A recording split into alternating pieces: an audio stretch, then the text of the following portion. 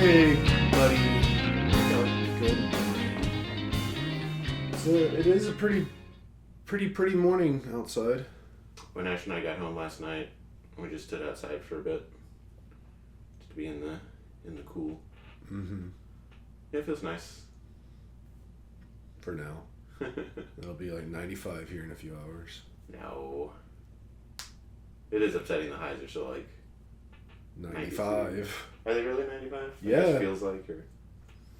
I mean, in the projected stuff, it's never exactly what it ends up being. It'll say high is 90 or 91, and then it's like 94 or something at the peak of day.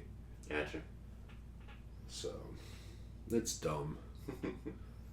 Definitely been living vicariously through my weather app and looking at all the other places that are experiencing fall. Yeah. Jared and I keep playing pickleball outside at like 5:15, which is the absolute hottest it could be. Yeah. It's gotten better, for sure. I mean, it's not 100, so that's improvement for sure, but... We've definitely played in over 100. Yeah, that's gross. We're cool kids, I don't know. Yeah, I don't know if I'd say that. There's a coworker that I talk to every Friday to sync up with. Mm-hmm. And he lives in Dripping Springs, so like south and outside of town. Mm-hmm. But he goes to Lifetime Fitness, which is on like Mopac, almost as far south as Mopac goes. Mm-hmm. And I was telling him that I'm playing pickleball, and that last week when I was downtown, or closer to downtown, 3 days in a row, it's like I was thinking of you,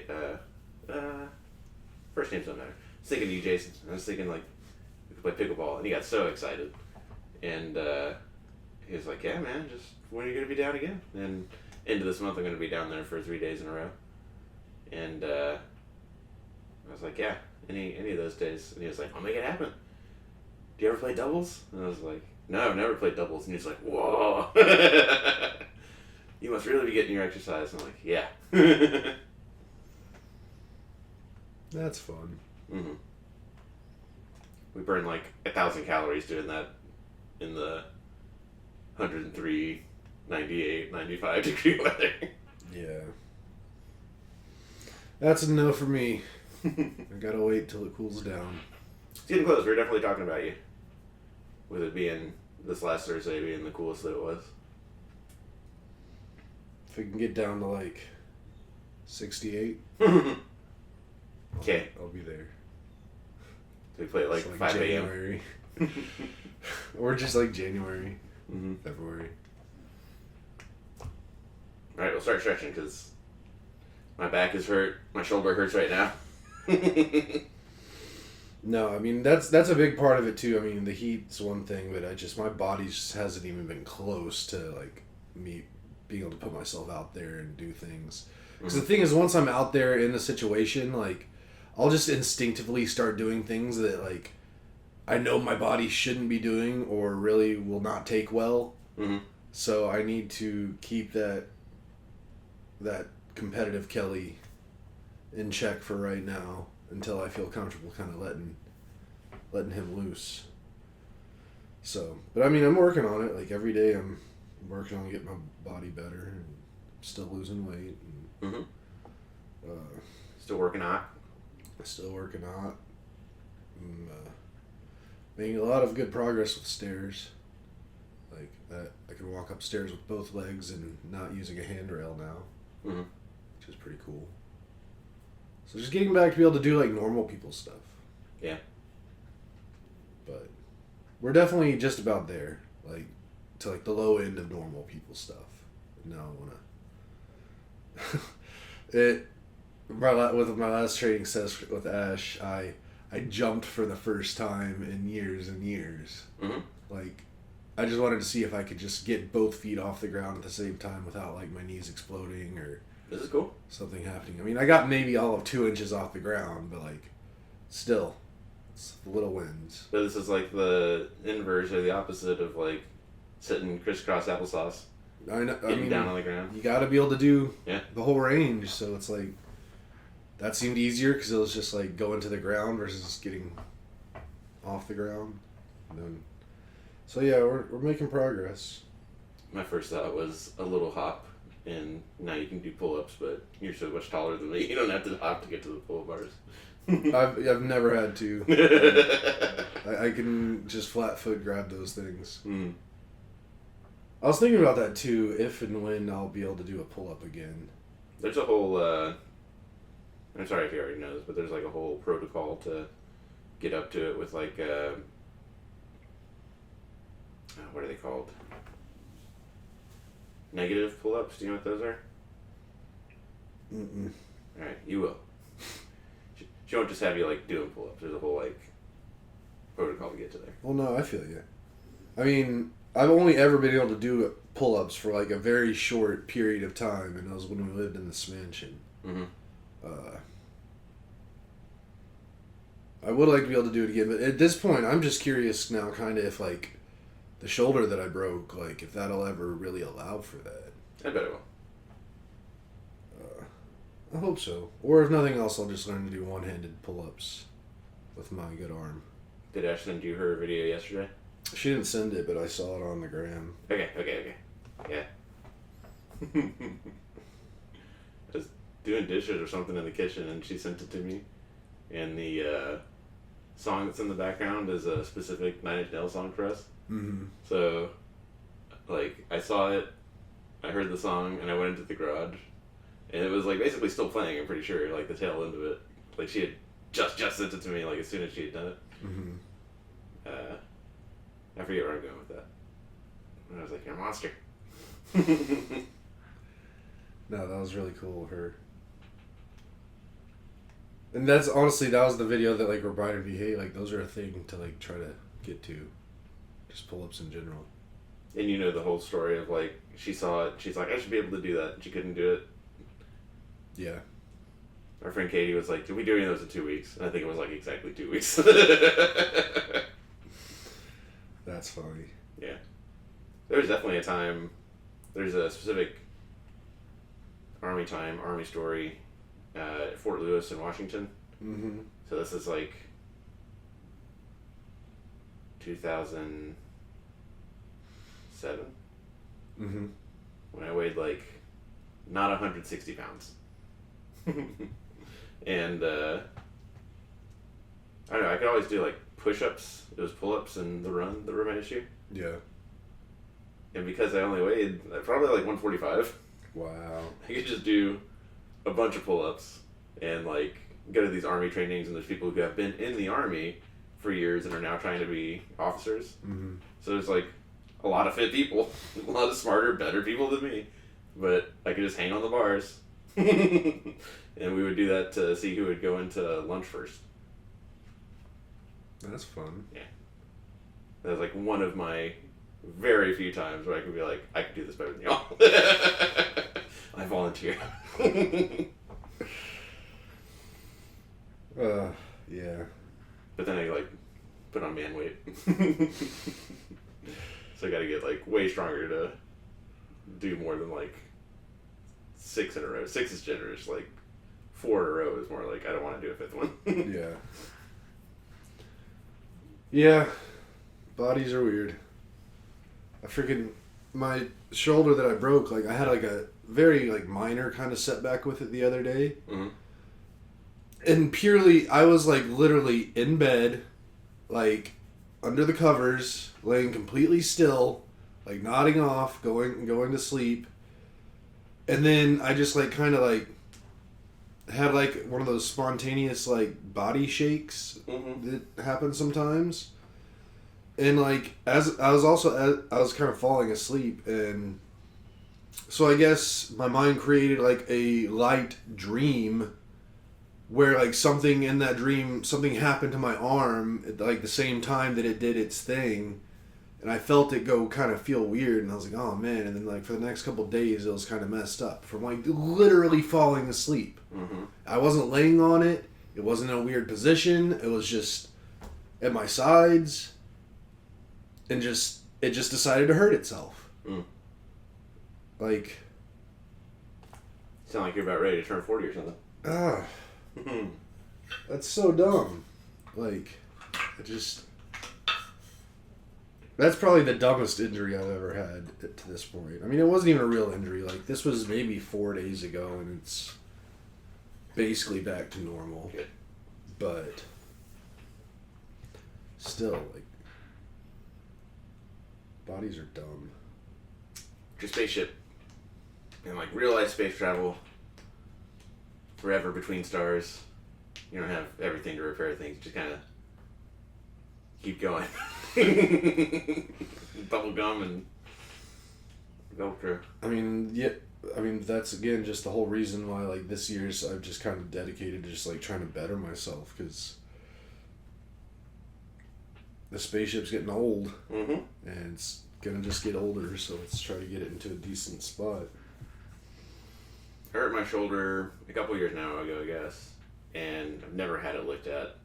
And we were watching the WNBA finals last night, and I thought I had heard this prior to the game, and then one of the players, Alyssa Thomas, like ran her shoulder into somebody and was just like down in pain, and I googled it before saying it, but it confirmed she has no labrums. Like both of her labrums are torn. Yeah.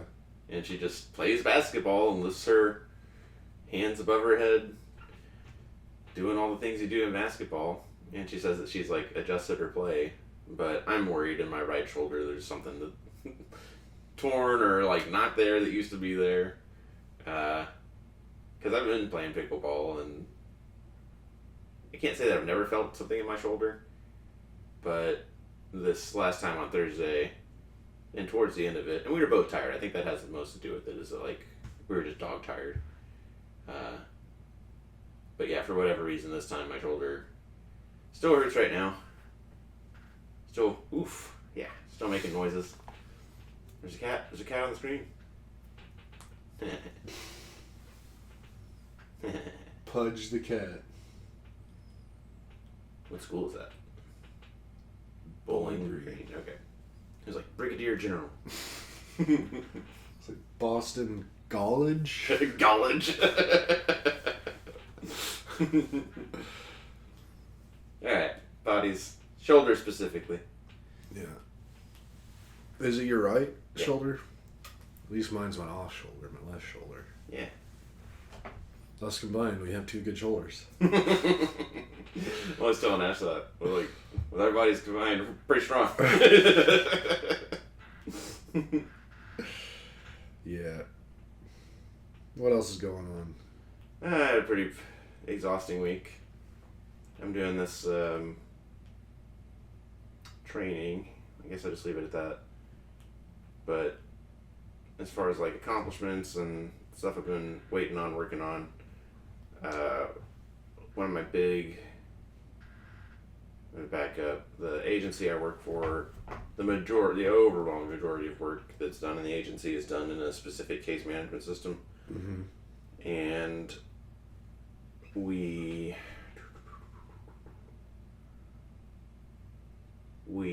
are investing in getting a new one, and a big part of that is working with the feds to do it within certain guidelines so that we can get like 50-50 split funding, which is a big priority for like the Texas legislature and people in authority, etc. And a big part of that or a big part of the new case management system and getting that funding is having a detailed data quality plan. Right. So that there's confidence and feds give you all this money, that the information flowing through that system is high quality, is top notch. And that became my project because the work I do in data governance is all about like accountability of the data and measuring the quality of the data, and what do you do when that quality falls below a certain threshold, yada yada yada. So at the beginning of summer, myself and a data analyst that I hired to do this and a few other things started working on it, looking at other states and how they did it, looking at processes and tools and technology we have and didn't have and we're going to have, and came up with big detailed plan, and a lot of it was processes that don't exist today, and had to get with IT and security and be like, here's what we propose, we think it's realistic, we don't know how to do this, that, or the other, or how this would actually unfold, give us your feedback, hammer out plans, do all that, and created like a first draft of it at the end of summer, towards the end of summer, and then it started going through like review hell, edit and review hell, and so that was end of August, I guess, and then all through September, and then right up until Monday, right up until Thursday, we got finally the blessings of all the people we needed to get the blessings from. So that's been like a, I don't know, like 5-month project. And pretty stoked about that. And then the other big thing, I don't want to bore anybody with the details, but there's a lot of different ways that you can go about launching a data governance program, and some of them are fast but hard to sustain, and we're doing it the other way of a slower, more methodical approach, but one that maximizes the success of it in the long term. Mm-hmm. And similarly, end of July gave our first program area, like, here's the information we need back from you, and like walk them through a questionnaire basically, and just got that back on Monday. No, we were supposed to get it back Monday, we just got that back on Thursday as well. And we got to go through a couple cycles of reviewing the information and identifying gaps and going back and forth with them. Mm-hmm. But it's like a proof of concept basically, or the first step of, we got one program through it, now we just need to refine that process, and we can rinse and repeat until we have the rest of the agency onboarded. And then it has maintenance and monitoring built into the process, so it should be like an always on thing that we might tweak it, etc., but that's going to be like my thing I'm doing all through next year. So it's a very busy week, very rewarding or whatever week of reaching the end or milestones and some of these big things. And when I've been going to this training, it's for like future leaders, and it's been fun because we have gotten into like heady stuff, like the importance of paradoxes. Like, you heard of Brene Brown before, TED Talks and all that? Probably. She's real big into embracing paradoxes, and you can't have either or thinking, you have to have both and thinking. And some of those paradoxes are things like timelessness versus timeliness. So when you're thinking about values and thinking about plans, striking the balance between this is evergreen, this is something that should be timeless, something that should always be true, versus delivering in the here and now, and that those things are often at odds with each other, but like a successful leader has to learn how to do both. There was the other paradox of the visible and invisible leader, of sometimes you got to be there to show the example and lead the way, but if things are gonna happen with you not there, like, you also have to be a good invisible leader, of you've set the tone, you set the mission, but now it unfolds absent of you, so you don't have to be at every echelon of the operation all the time, which you couldn't be anyways. Right. My favorite paradox that I didn't bring up because I thought it was too dark.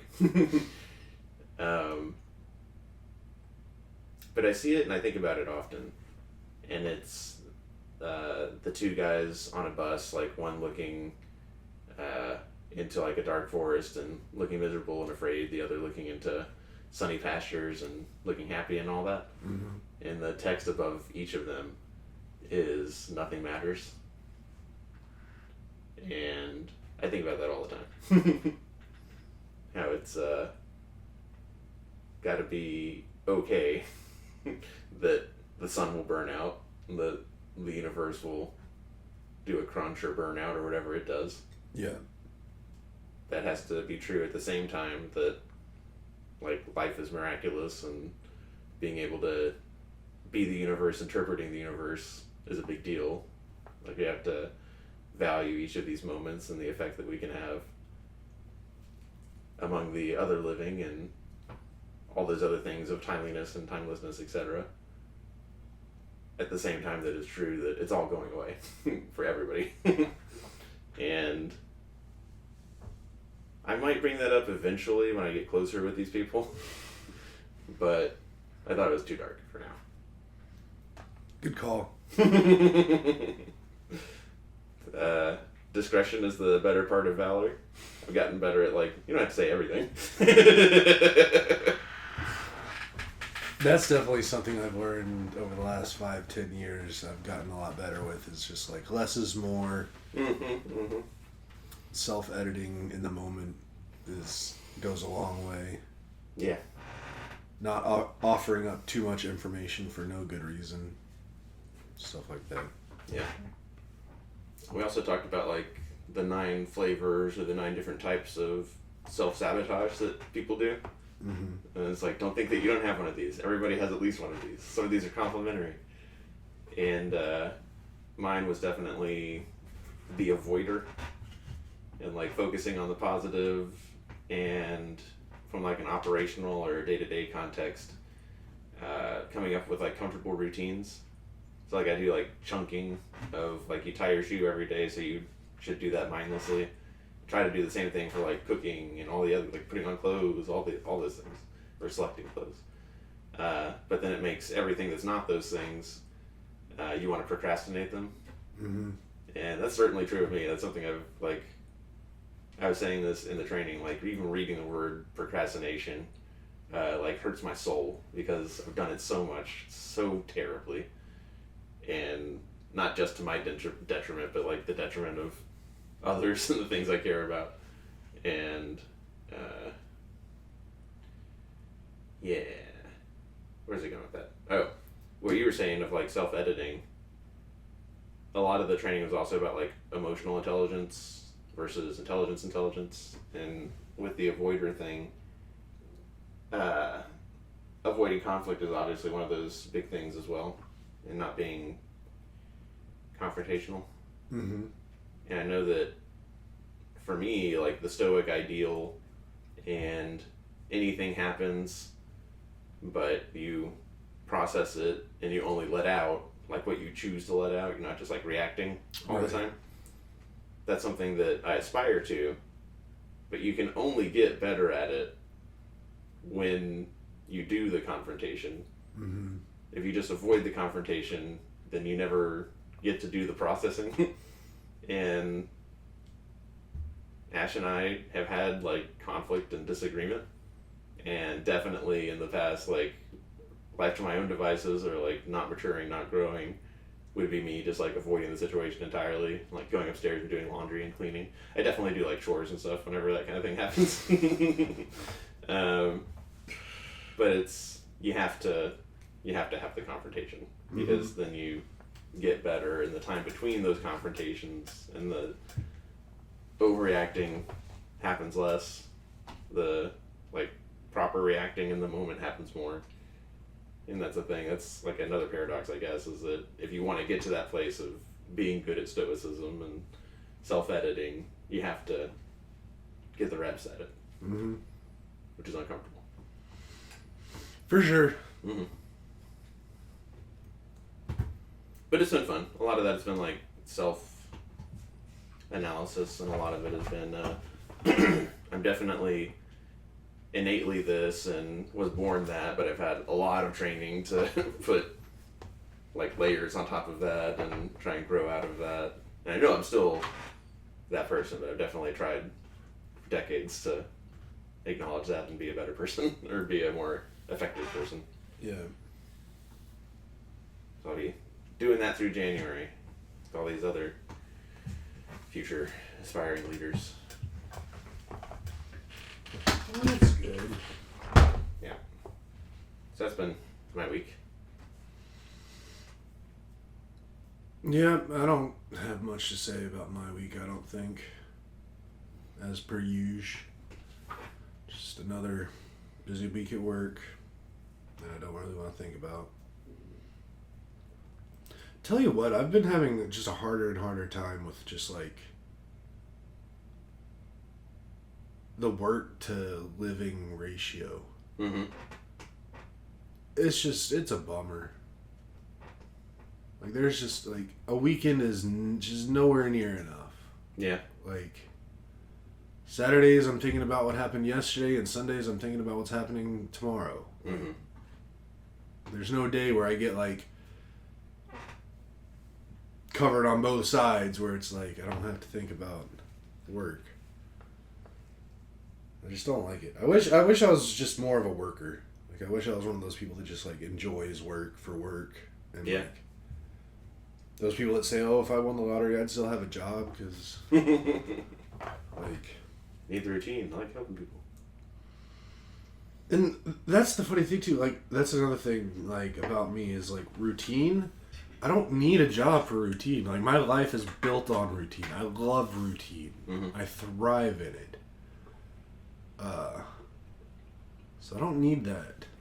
And I guess similar, like, to exactly what you were saying, like, I have a set routine for my, like, outside of work life, but then when I get into the inside of work life, I don't have as much of a routine set up, and it is way easier to just procrastinate that stuff rather than just, like, having a normal routine, like doing this at this time and what have you. But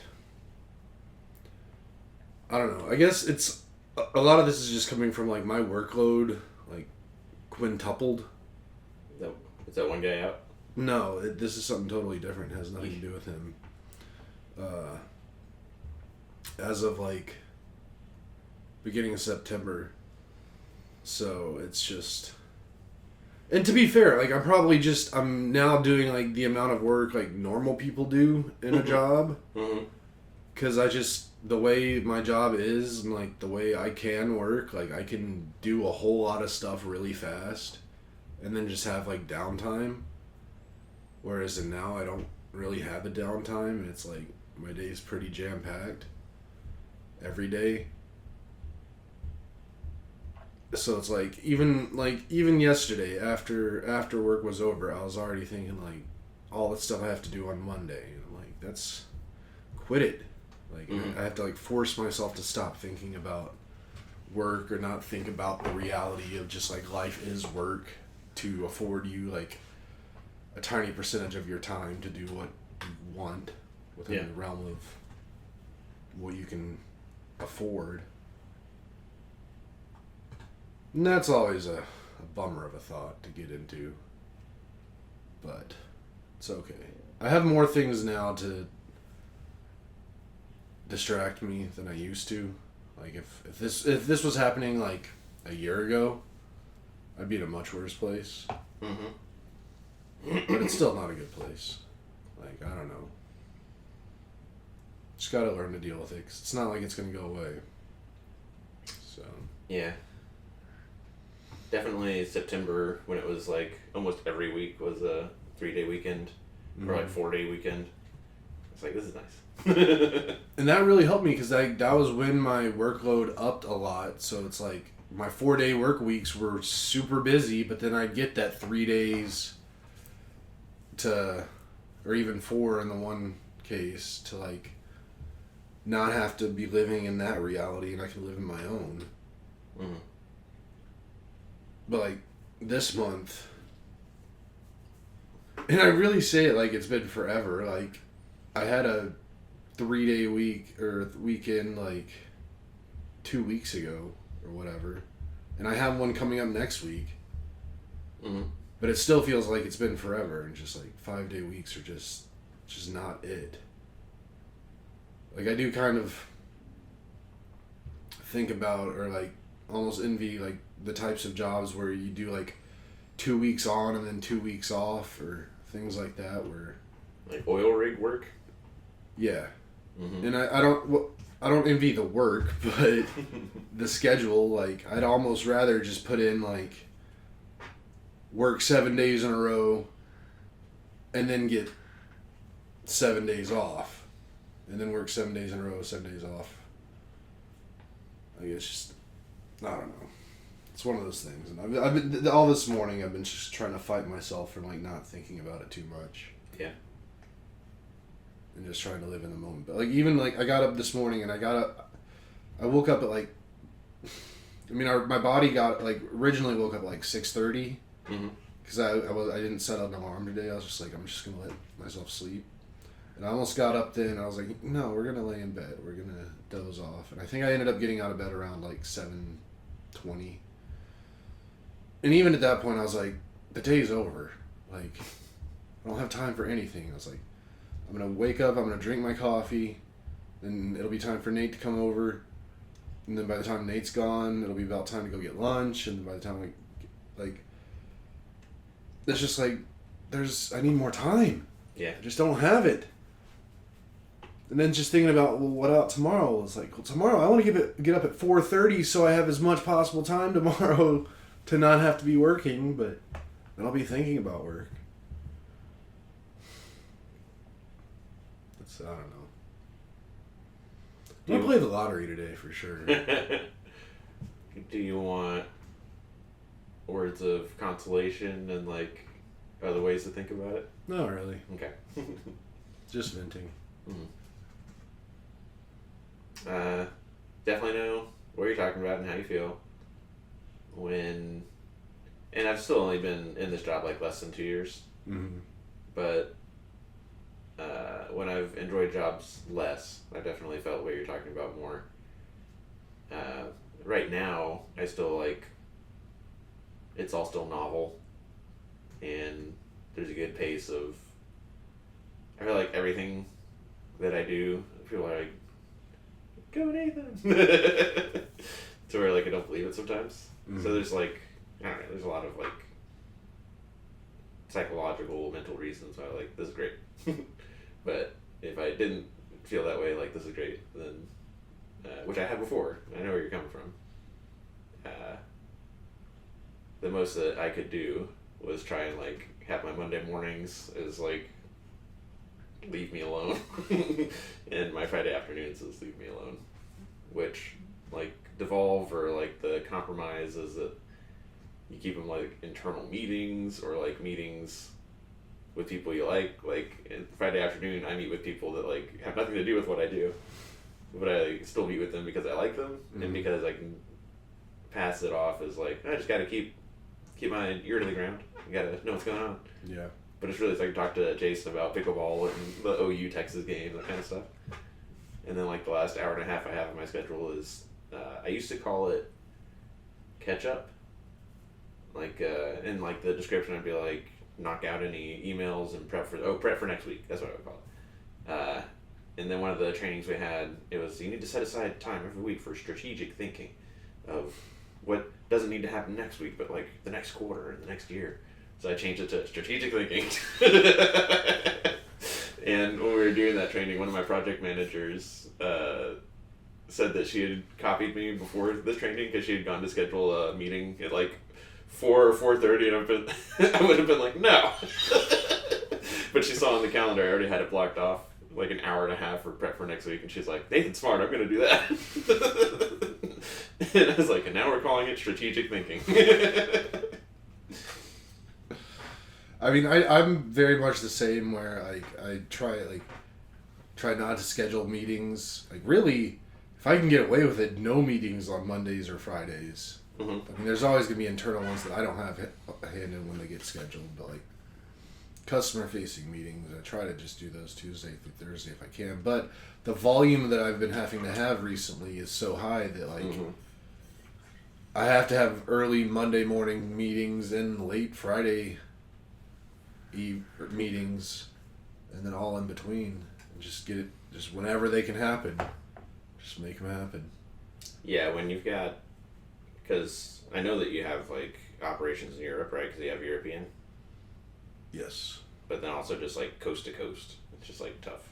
Mm-hmm. Yeah.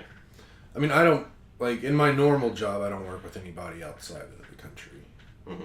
Like if I have to go into his world, like I had to deal with some like Europeans, but You still gotta do that West Coast stuff though, right? Where it's like, Mhm. yeah. That's always funny because like I'm trying to like figure out when to schedule, and it's like even on like a Monday or really any day when I'm scheduling meetings, I try not to have any before like 10 a.m. if I can help it.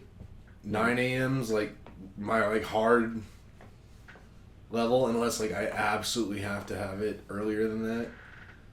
But like I feel kind of bad when I'm like sending out times for meetings with West Coasters because I'm like,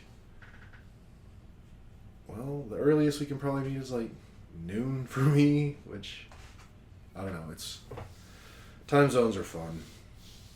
Luckily, I don't have to deal with too many of West Coast people. I got a lot of people in the Central that I deal with.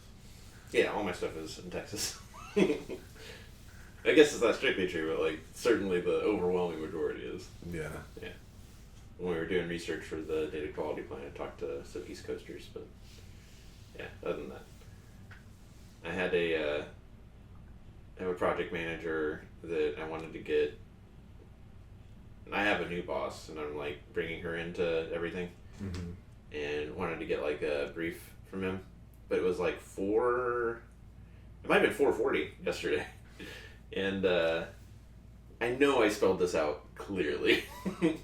And I was like, when you open your computer on Monday, schedule a meeting in the week for me and this other person and you.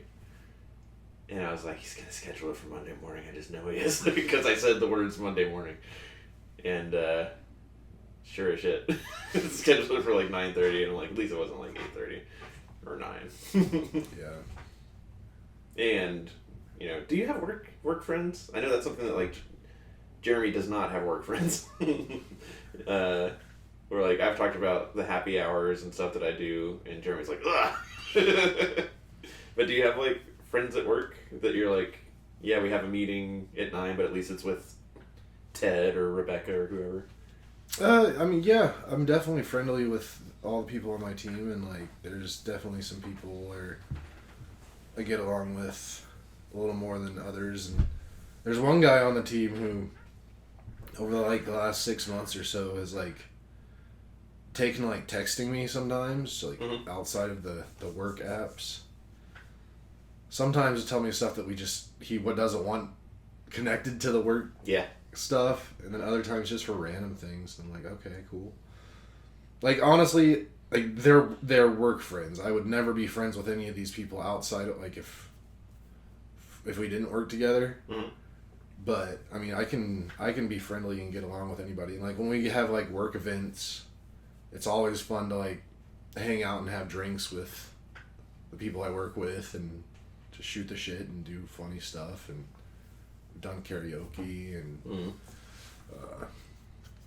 all kinds of stuff on those kind of trips. So I mean, yeah, I enjoy it, but I mean, none of them live anywhere near here. I had one person on my team that lived like 4 miles away from here for a point, but she was like 65 and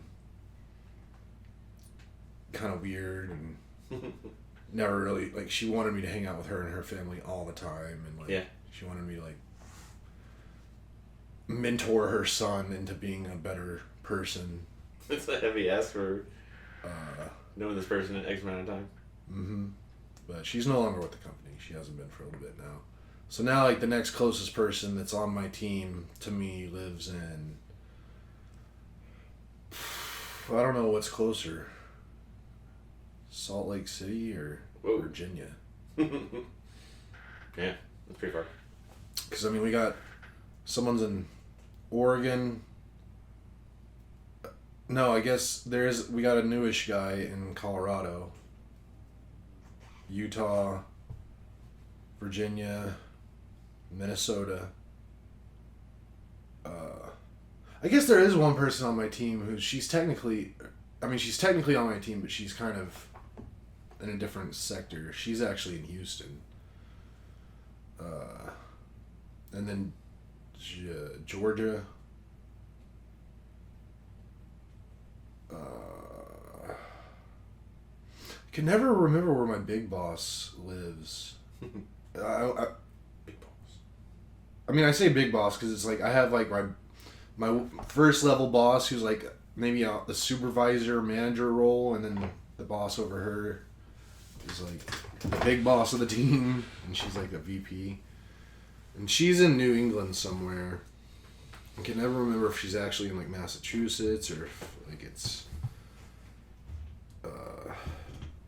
New Hampshire, maybe. I don't know. So yeah, we're all over the place. That's a dragon that I've been chasing. Is those early days of the last company we worked at. Mm-hmm. Where there's just like 24 and then 42 of us, and we're just all similarly going to karaoke and drinking and seeing each other at work and just having a blast. Yeah. I mean, I'm super glad that no one, like, we're not all, like, living in the same area and, like, going to the same offices, because then they won't be wanting me to hang out all the time, and I just wouldn't want to do it. Yeah.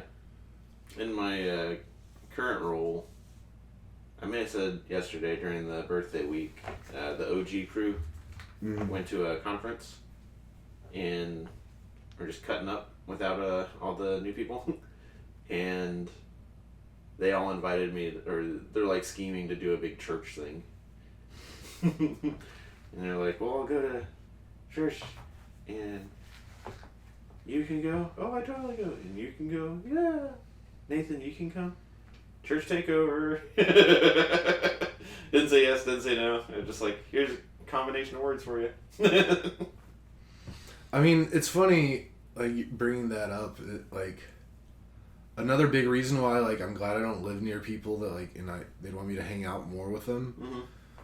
Is, like, with work people, I've learned I don't want to learn too much about them. Mm-hmm.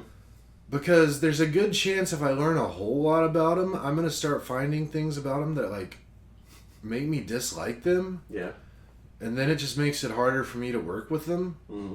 And that's already kind of happened. Like, there's a woman on my team who, when I came onto the role, like almost 2 years ago, like, we started our jobs very close together, our current roles. So our timelines are about the same. But she was, like, basically my mentor.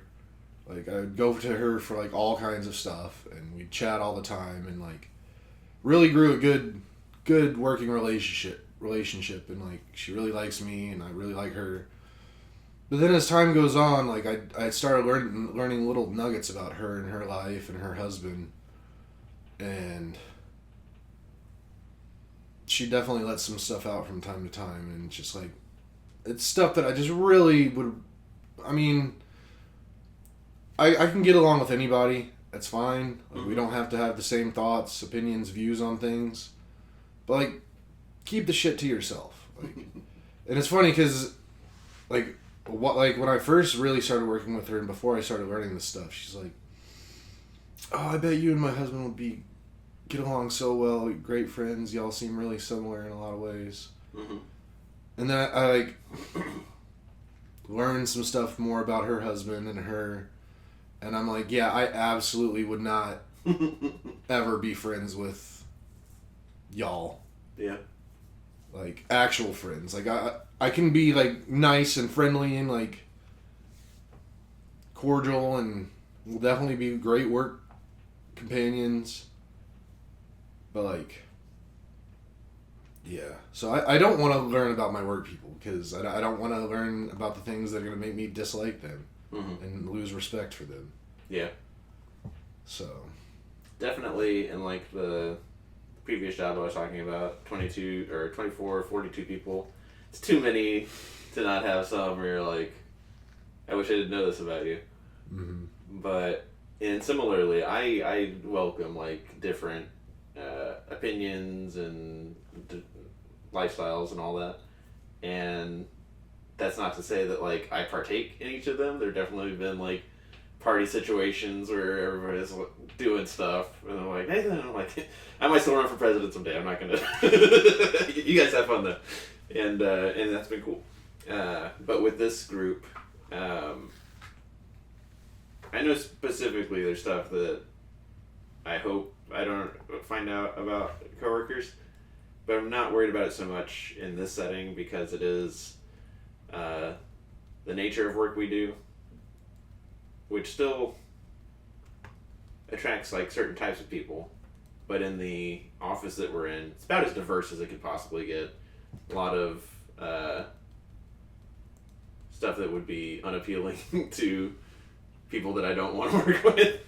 And then specifically in my team, of like the OG 5 of us, that's about as diverse as it can get as far as like religion, and I'm the only guy, and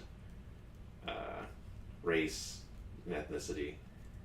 So a lot of the stuff that immediately would like turn me off of some people and make me not want to work with them, I'm not really worried about it because there's so much diversity, like specifically immediately around me, but then also in the larger group, and that everybody gets along so well. Because of the nature of work we do, there is one specific dividing either or line, and it is that church thing. I've already said it, of like some people are very religious because that is like the giving and caring and taking care of each other, and community can be a big part of that, and then others of us are not. But that's the only thing. I feel like I'm dancing around. I feel like we're both doing a lot of dancing around. Yeah, it's the politics. I don't want to find out certain things about people's politics. It's funny though, because something you just said reminded me of something else. Something my brother told me. Like my brother, he's been working in nonprofits forever. Like that's all he really wants to do. And he works for a nonprofit right now here in Texas that is all about like feeding people who need to be fed, and like food not sustainability, but availability and stuff like that. So you'd think just kind of right there hearing those things that like because of what the job function is and what the organization does, it would draw certain people into it more than others. But apparently there's definitely people that you would not think would be like big parts of these organizations, like from their personal thoughts, views, beliefs, that are like, my brother just recently was telling me how there's board members that like recently kind of totally outed themselves as to their like true beliefs and character and whatnot. Mm-hmm. But it's like, you're a board member for a nonprofit that is supposed to just like be helping people, yet you have all these other thoughts. It's like, wow, I guess anybody can work anywhere. You're always going to have people like that no matter what the mission is. So I know for us, this happened a while ago, but like there was a retirement ceremony, and in the military I saw this all the time, of like it really is people from like all different backgrounds and anybody can work there. But despite that, like you're all moving in the same direction, suffering together and all those things. And it's beautiful in this way. And similarly, at this retirement ceremony, the guy retiring, very religious. It was a part of like his farewell speech and all that. And his boss, very not religious.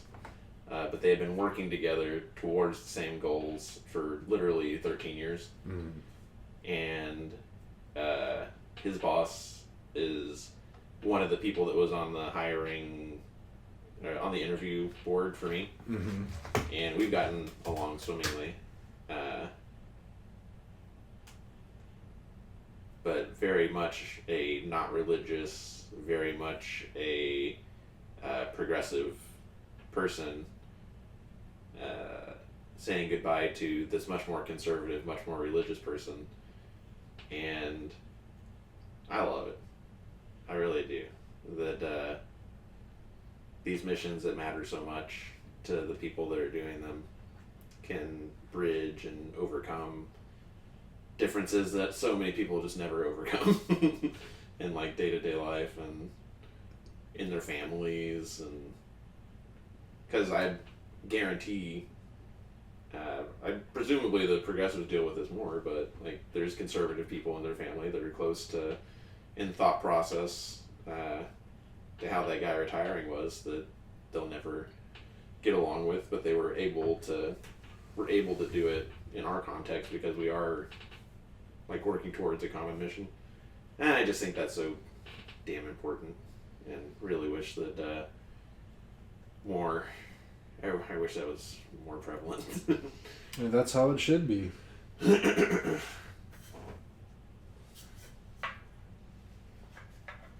Fun times. Yeah.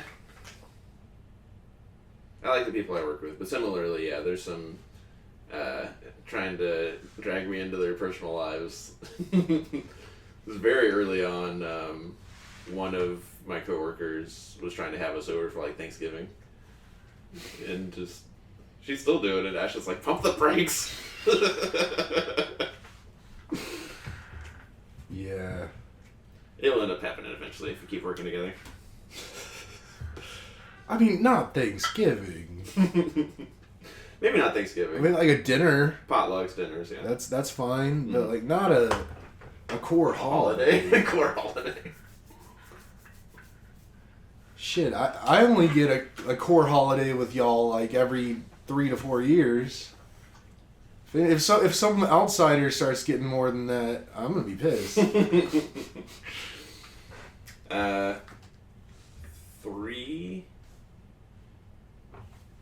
Three of the core 5 have kids that are between 22 and 16. Mm-hmm. And I've given some advice and like knowledge about the military already, because one of the 22-year-old was considering it. Another one has 2 kids that are like, one's a junior, one's a sophomore, so I guess maybe like 15, 16. But yeah, I'll probably end up like going to the graduation. Weird. Yeah. We're just getting deeper and deeper into each other's lives. There's some... Yeah. Especially with, like, the young men. So, like,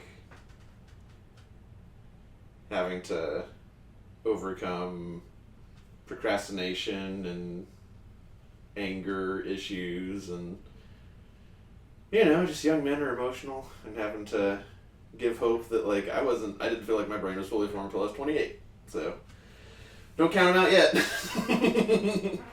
That kind of stuff. Yeah. Yeah, I didn't feel like my brain hit its final form until about 35. Mm-hmm. 4 years ago?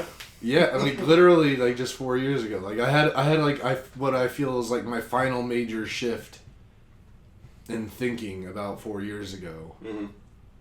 And that final shift was like realizing that like just kicking off old things that I had ingrained in me a little bit from my earlier life that are all just fairly inconsequential, like having like thoughts on like I won't listen to this kind of music, or like just broad blanket thoughts about things. I about 4 years ago was able to like remove all of them, and now anything's okay, basically. Like there's nothing that's just inherently, you don't do that except to like pineapple on pizza.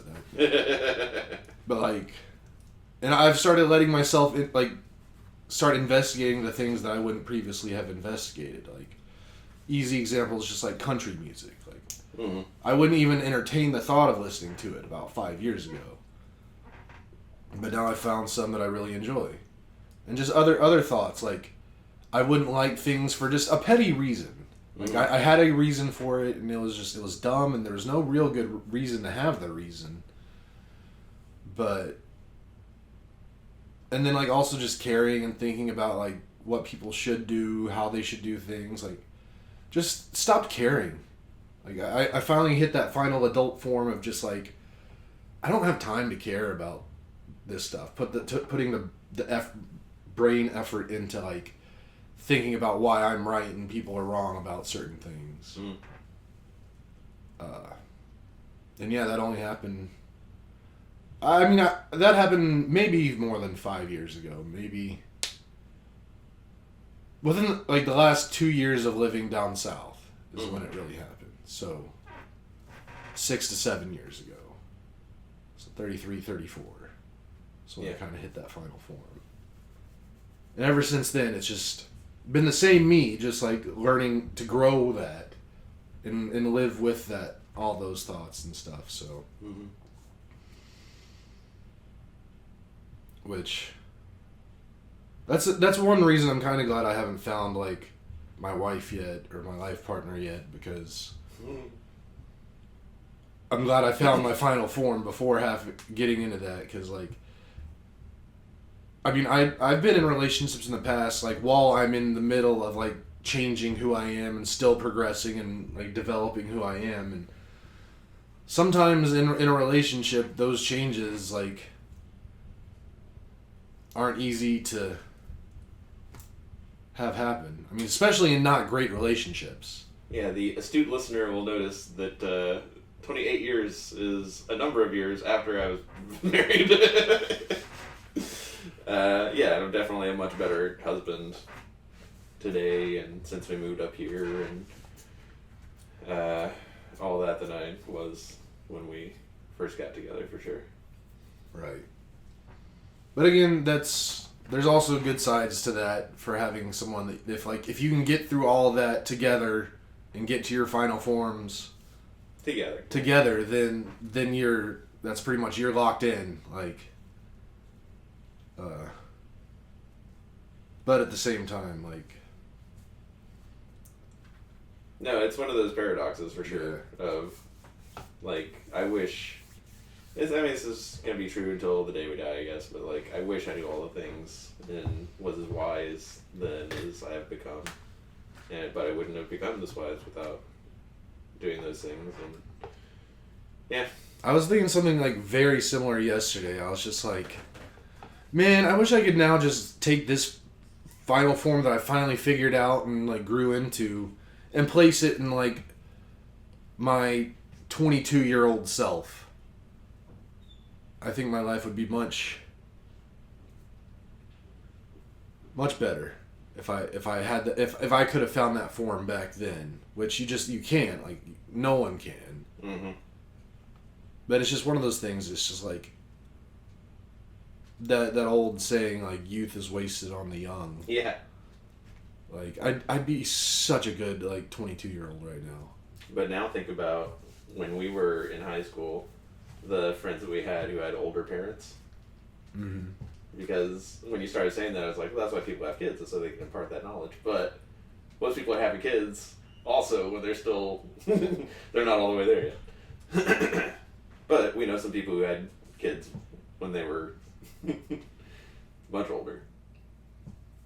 And I think of those kids as like, oh yeah, pretty smart kids, pretty put together kids. Well, you say much older, but that much older is like our age now. Mm-hmm. Like that's when those kids were had. Yeah. And yeah, I mean, even with my parents, like, they were 30 and 32 when they had me. Mm-hmm. So that's definitely on the older spectrum. And it's just so hard for me sometimes to wrap my head around how, like I forgot what I was watching. I was watching something, but it was like someone younger than us. Mm-hmm. Like, not by a lot, but maybe like 37. And they're like, yeah, I have an 18-year-old son. Mm. And I'm like, how? Like, my brain has problems, like, comprehending that. Yeah. Like, you had a kid when you were 19. And that's most kids, right? Like, I think that's why we see a lowered birth rate, is because for the longest time, like, most kids were just like kids having kids. And as soon as there's like enough education and enough knowledge of like that doesn't have to happen, then it happens less. And there's a window of, the Army used to say young, dumb, and full of cum. But then once you kind of age out of that, it's like, oh, I'll be very thoughtful and methodical about this. Mm. And that just, like, by definition, like, lowers the rate of it happening. And it's not, I don't think it's microplastics or feminism and all these big picture things as much as, like, folks just know more about what goes into it than they did when they went into it. When they historically went into it. Yeah. Kids having kids. It's definitely, like, the norm for the longest time. Yeah. I still can't hardly bring myself to get a dog yet. Because that's just so much pressure and responsibility. Responsibility, yeah. And it's not like the notion of responsibility, but like, I know what responsibility is.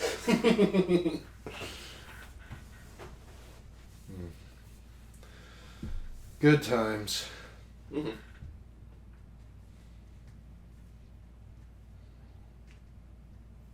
What else? That's probably enough. Yeah, I think so. There was something that you said yesterday that we were supposed to talk about today, but I don't remember what it was. I do. We don't have to talk about it. Okay.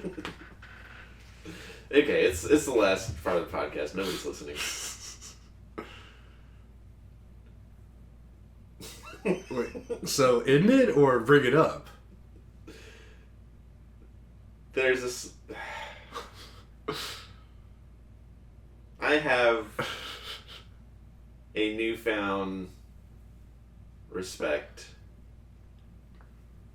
Maybe even... Let's just leave it at respect. I mean, we can end this right now. You don't have to do this right now if you don't want. Take some time to think about it. I have learned to accept and find the human dignity in a group of people I had presumed to have none. That potentially unfairly, jury's still out, I may have treated as, well, with disrespect. I guess we can leave it at that. All right. Well, on that note, if you made it all the way here, we'll see how this weekend plays out. How about that? We might talk about it next week, unless we forget. I mean, I doubt this is going to go away anytime soon. This feels like you reaching your final form as a person. So we'll definitely need to dive into this a little deeper. It's a little raw right now, I think. A very specific flavor of bigotry that I am indulged in. That I might be ready to let go of, maybe. I mean, we'll see. We'll see. You can take it out later. It feels kind of weird. So, yeah, we'll see. Yeah. All right. Well, if you made it to the end, just know that Nate's going through some changes right now. We love you all. Be safe. We'll talk to you next time.